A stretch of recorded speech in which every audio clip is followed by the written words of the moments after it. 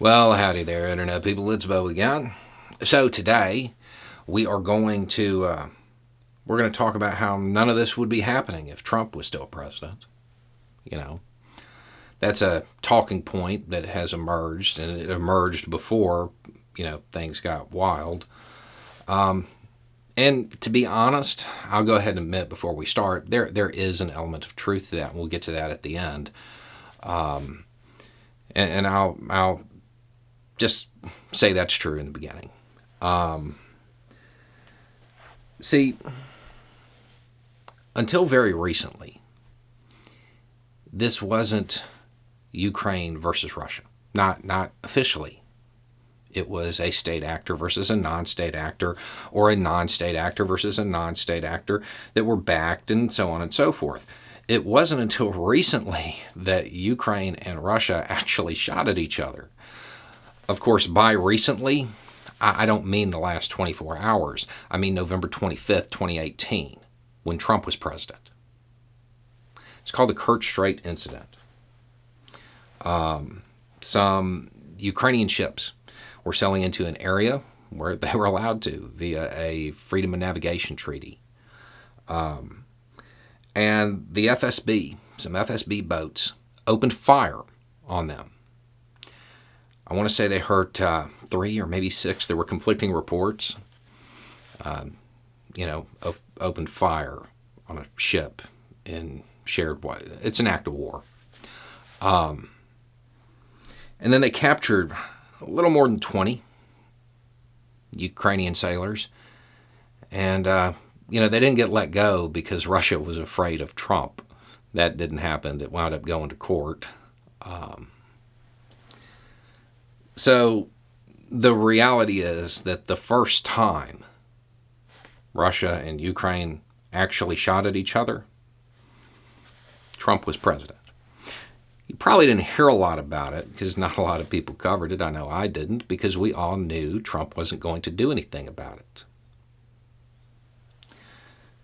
In his entire time in office, he didn't do anything to upset Russian national interests, with the exception of a few token responses that didn't really matter.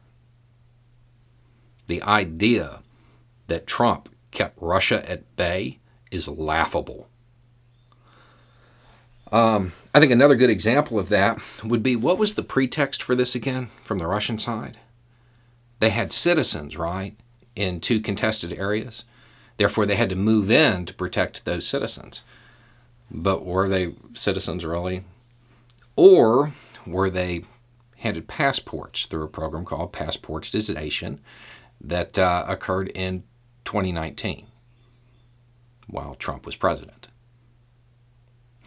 Handing Russia the pretext to move in to protect their citizens because they hold a Russian passport. Yeah. Now, there is another piece to this talking point that doesn't make sense. The fact that, like now, during this period, when Trump heard about what Putin was doing, he kind of cheered him on. Doesn't sound like the response that somebody who would attempt to stop it would give. Doesn't sound like somebody who would be countering those moves. So given all of this, why did I say, it wouldn't be happening? I mean, it wouldn't be happening because there wouldn't be a NATO response. That's why. He would let Russia do whatever they wanted the way he did his entire presidency. Remember, Trump constantly attempted to undermine NATO. Seems unlikely that there would be a unified NATO response during the Trump administration. This talking point is ridiculous, and it's undermined chiefly by Trump's own words now as he talks about it. He wouldn't counter it, and to say that he would is laughable.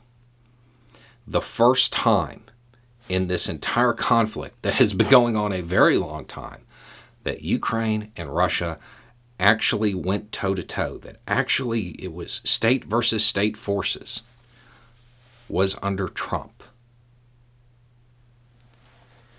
Anyway, it's just a thought.